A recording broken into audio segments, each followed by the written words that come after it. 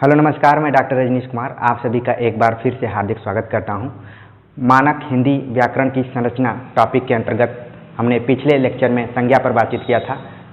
आज मैं सर्वनाम पर बातचीत करूंगा कि सर्वनाम किसे कहते हैं, उसके कितने भेद हैं और कौन कौन से उदाहरण हैं और परीक्षाओं में किस तरीके से सवाल पूछे जाते हैं। तो हम सीधे टॉपिक पर चलते हैं कि सर्वनाम किसे कहते हैं। देखा जाए जो सर्वनाम शब्द है ये दो शब्दों से मिलकर बना हुआ है। पहला है सर्व और दूसरा है नाम। मतलब सबके नाम के लिए जो शब्द प्रयुक्त किया जाता है वो सर्वनाम कहलाता है। लेकिन परिभाषा के हिसाब से देखा जाए तो सर्वनाम संज्ञा के स्थान पर प्रयुक्त होने वाले शब्द को सर्वनाम कहते हैं। संज्ञा के स्थान पर पिछली कक्षा में मैंने संज्ञा की परिभाषा बताया था कि वस्तु, व्यक्ति, स्थान के नाम को संज्ञा कहा जाता है।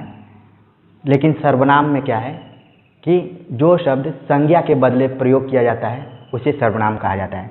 मतलब कि संज्ञा के स्थान पर सर्वनाम का प्रयोग होगा। अब सर्वनाम में कौन कौन से आते हैं, जैसे कि संज्ञा में मैंने बताया कि किसी का नाम आ जाएगा जैसे राम, स्थान का नाम आ जाएगा दिल्ली का मैंने उदाहरण दिया था, या फिर वस्तु का नाम आ जाएगा कलम। लेकिन जब सर्वनाम का प्रयोग होगा तो वहाँ पर होगा मैं, वह, तुम, वे, वहाँ, ठीक है, वहीं, उस आदि शब्द सर्वनाम के अंतर्गत आते हैं। इनका प्रयोग संज्ञा के स्थान पर होगा। ठीक है, तो अब हम देखते हैं कि सर्वनाम की परिभाषा को देखा जाए तो संज्ञा के बदले प्रयुक्त होने वाले शब्द को, संज्ञा के स्थान पर प्रयुक्त होने वाले शब्द को,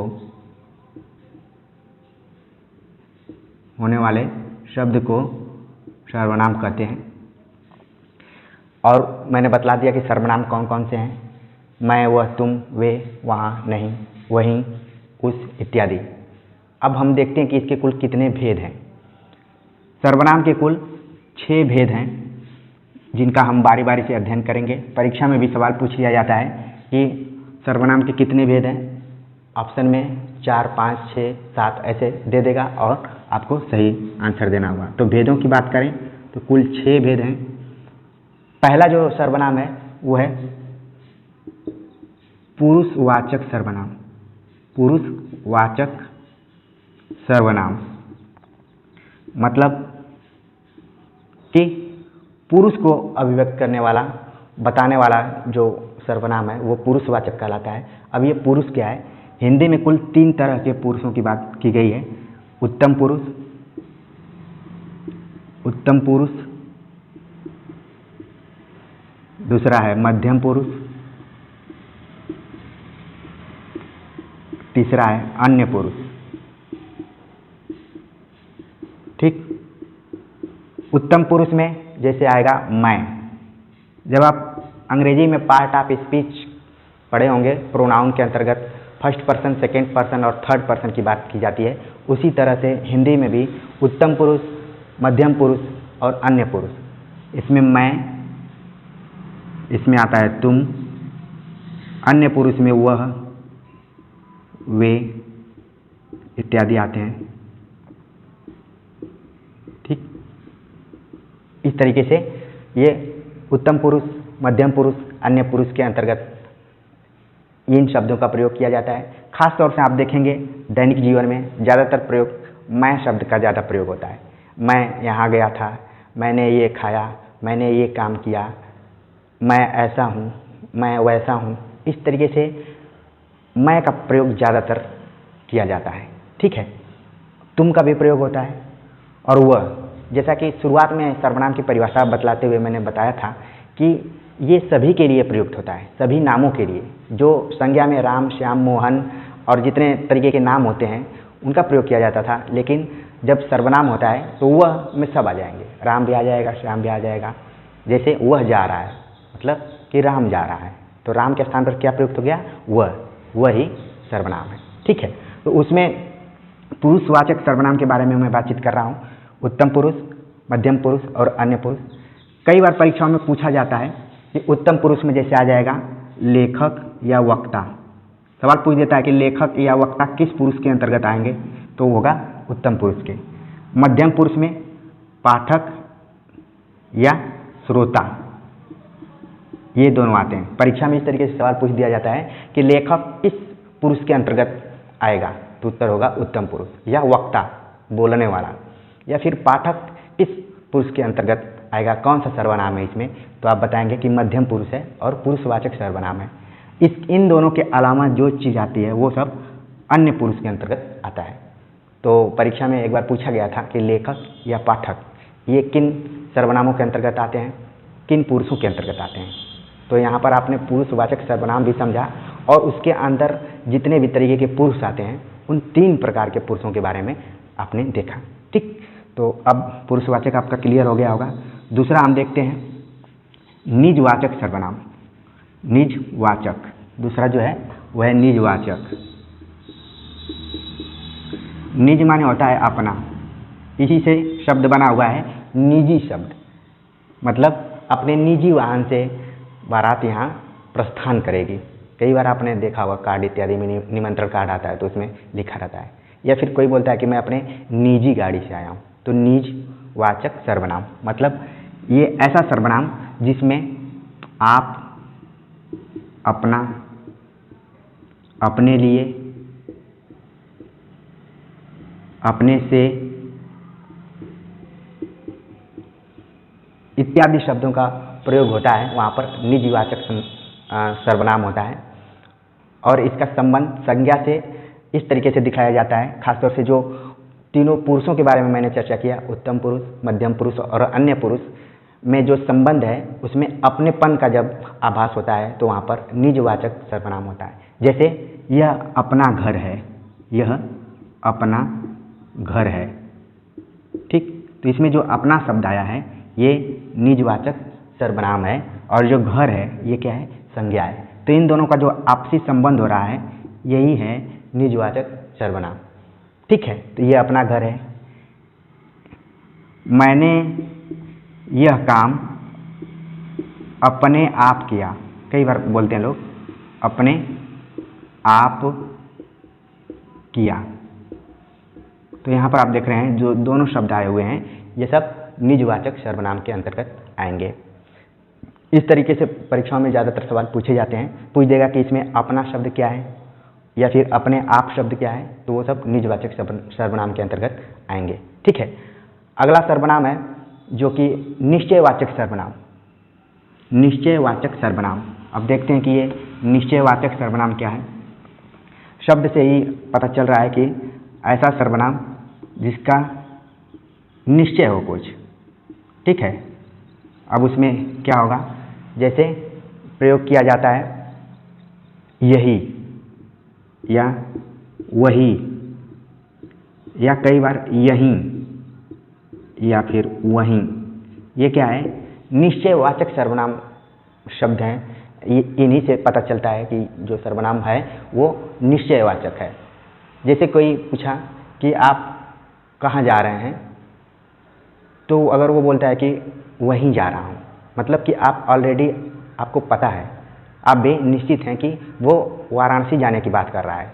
ठीक है, कई बार आप दुकान इत्यादि पर जाते होंगे तो अगर दुकानदार से आप पहले ही कोई चीज़ पूछे होंगे कि आपके पास है कि नहीं, अगर दोबारा जाते हैं आप पूछने के लिए कि फलां चीज़ आया, तो बोलेगा क्या, तो आप बोलेंगे वही, तो समझ जाएगा, क्योंकि आपको वहाँ संज्ञा का प्रयोग नहीं करना है बल्कि इन शब्दों के माध्यम से ही आप पता कर लेंगे चीज़ को। ठीक है, तो ये निश्चयवाचक सर्वनाम के अंतर्गत आते हैं। इसी का दूसरा भाई जो है वो है अनिश्चयवाचक। अनिश्चयवाचक मतलब कि ऐसा सर्वनाम जिसमें कोई क्लियरिटी ना हो, अनिश्चित हो, वहाँ पर अनिश्चयवाचक सर्वनाम होता है। जैसे मैं बोलूँ कुछ या कोई या थोड़ी, ये सब अनिश्चित है। क्यों? जैसे कई बार आप बोलते हैं कि कुछ खाने का मन कर रहा है, ये क्लियर नहीं है कि आपको क्या खाने का मन कर रहा है। कुछ मतलब अनिश्चित है, कुछ भी मिल जाएगा आप खा लेंगे। थोड़ी आराम करना चाहते हैं, थोड़ा सा आराम करना चाहते हैं। तो इसमें थोड़ा जो शब्द है वो क्लियर नहीं है। आप 5 मिनट भी सोच सकते हैं, 10 मिनट भी सोच सकते हैं, 1 घंटे भी सोच सकते हैं, ठीक है। या फिर कोई, जैसे कई बार आप बोलते हैं कि कोई आया है, क्योंकि आप निश्चित नहीं है कि आपका वो रिलेटिव है, आपके परिचित है कोई, आप किसी भी अजनबी को देखते हैं तो बोलते हैं कि कोई आया है।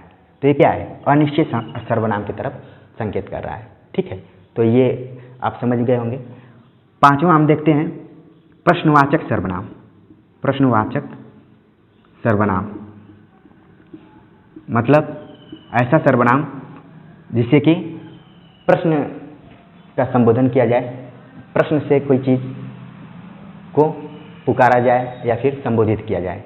जैसे उदाहरण के लिए मैं बोलूं कि राम कहाँ गया है, राम कहाँ गया, ठीक। तो ये कहाँ शब्द जो है ये क्या है? प्रश्नवाचक सर्वनाम के अंतर्गत आ रहा है, ठीक है। वह किस ट्रेन से आएगा, तो यहाँ पर किस जो है वो भी प्रश्नवाचक है। अगर ट्रेन का नाम पता रहेगा कि फला एक्सप्रेस है तो संज्ञा में हो जाएगा, लेकिन जो किस है ये यहाँ पर प्रश्नवाचक सर्वनाम के अंतर्गत आ रहा है, ठीक है। अब हम छठा देखते हैं संबंधवाचक। संबंधवाचक सर्वनाम। संबंधवाचक सर्वनाम क्या है?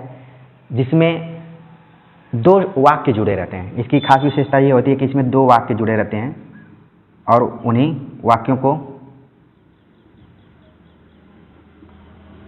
मिलकर संबंधवाचक सर्वनाम बनता है। इसको मिश्र वाक्य भी कहा जाता है, ठीक है। मिश्र वाक्य मतलब 2 वाक्य इसमें जुड़े हुए हैं, एक मुख्य वाक्य है और दूसरा उपवाक्य है। जैसे जो पढ़ेगा वही सफल होगा। उदाहरण के लिए, जो पढ़ेगा वही सफल होगा, ठीक है। तो यहाँ पर क्या है? एक ये वाक्य है और दूसरा वाक्य ये है, ये एक दूसरे से जुड़े हुए हैं। जो पढ़ेगा वही सफल होगा।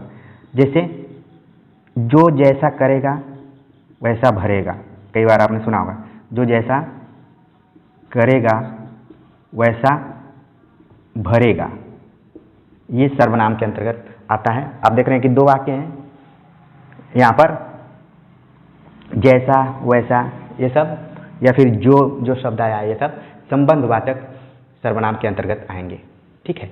तो उम्मीद है कि सर्वनाम आपको समझ में आ गया होगा कि जब संज्ञा के स्थान पर दूसरा कोई शब्द प्रयोग किया जाता है तो सर्वनाम कहलाता है। सर्वनाम में मैंने पुरुषवाचक सर्वनाम के बारे में बतलाया कि 3 तरीके के पुरुषवाचक सर्वनाम होते हैं, उत्तम, मध्यम और अन्य, और उनके अंतर्गत क्या क्या आता है उसके बारे में चर्चा किया। फिर निजवाचक सर्वनाम, फिर प्रश्नवाचक सर्वनाम, संबंधवाचक सर्वनाम, और आखिरी था 2 और थे, निश्चयवाचक सर्वनाम और अनिश्चयवाचक सर्वनाम। तो ये 6 तरीके के सर्वनाम होते हैं और उनके लक्षणों को भी मैंने बतलाया। और अगर एग्जाम में आएंगे तो मुझे पूरी उम्मीद है कि आप उसे 100% सही कर आएंगे। थोड़ा सा ठहर कर सोचने की ज़रूरत है। निश्चयवाचक और अनिश्चयवाचक में थोड़ा सा ध्यान देने की ज़रूरत है कि निश्चयवाचक में जो एकदम निश्चित हो, 1, 2, 3 संख्या एकदम निश्चित हो, और अनिश्चयवाचक में खासतौर से कुछ, थोड़ी, ठीक है, कोई, जिसमें क्लियरिटी ना हो कोई। खासतौर से तरल पदार्थों के लिए ज़्यादातर प्रयोग किया जाता है कि थोड़ा सा पानी दे दो, ठीक है, कुछ सामान लाना है। तो इस तरीके से अनिश्चयवाचक सर्वनाम है। और बाकी जो सर्वनाम है उनके शब्दों में उनका पूरा अर्थ छिपा हुआ है, बस थोड़ा सा समझने की ज़रूरत है। तो उम्मीद है कि ये लेक्चर भी आपको पसंद आया होगा।